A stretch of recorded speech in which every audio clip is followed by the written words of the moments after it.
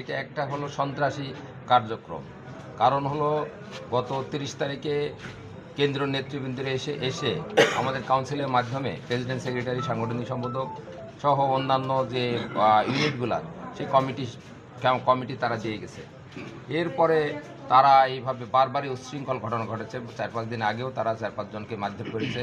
Even Amjhupi ইউনিয়নে যেদিন আমাদের সম্মেলন ছিল সেদিনকেও তারা আমাদের নেতাকর্মীদের মারধর করেছে, গাড়ি ভাঙচুর করেছে। আজকে শুনছি যে গাড়ি যার কাছ থেকে ভাড়া নেওয়া হয়েছিল সে বলছে যে তাদের গাড়ি ভাঙচুর করা হয়েছে। এইটা একটা সন্ত্রাসী কার্যক্রম।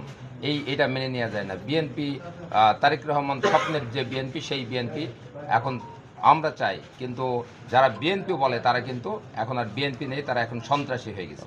আর 2007 সালে তারা বেগম খালেদা জিয়া এবং তারেক রহমানকে বাদ দিয়ে তারা বিএনপি তৈরি করতে চেয়েছিল।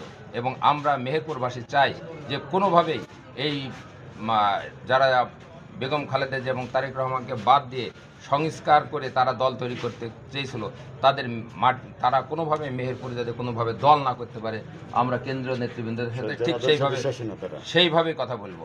কারণ তারা হলো শহীদ জিয়া আদর্শে বিশ্বাস করে না, বেগম খালেদা জিয়াকে বিশ্বাস করে না, তারেক রহমানকে বিশ্বাস করে না। কারণ তারা 2007 সালে একবার বেইমানি করেছে, আর রিসেন্ট বেইমানি করছে তারেক রহমানের যে কমিটি দেওয়া হয়েছে সেই কমিটির সাথে তারা বেইমানি করছে। কারণ এই কমিটি দিয়েছে তারেক রহমান যারা মনে করেছে যাদেরকে দিয়ে তারেক রহমানের স্বপ্নের বিএনপি হবে মেহেরপুরে, তাদেরকে দিয়ে কি কমিটি দিয়েছে এবং এটা কাউন্সিল সম্পন্ন হয়েছে।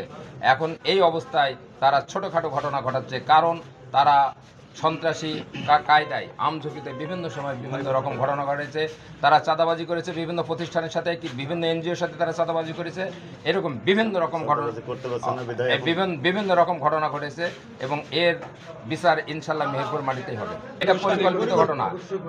এখনও যদি আইন শৃঙ্খলা বাহিনী সাইফুলের পিছনে ৩-৪টি রুম আছে, সেই রুম যদি তল্লাশি করে, এখনও তাদের কাছে দেশীয় অস্ত্র, ধারালো রামদা, হাঁসুয়া সব কিছু তাই সেই ঘরের ভিতরে পাবে, এটা আমরা জানি।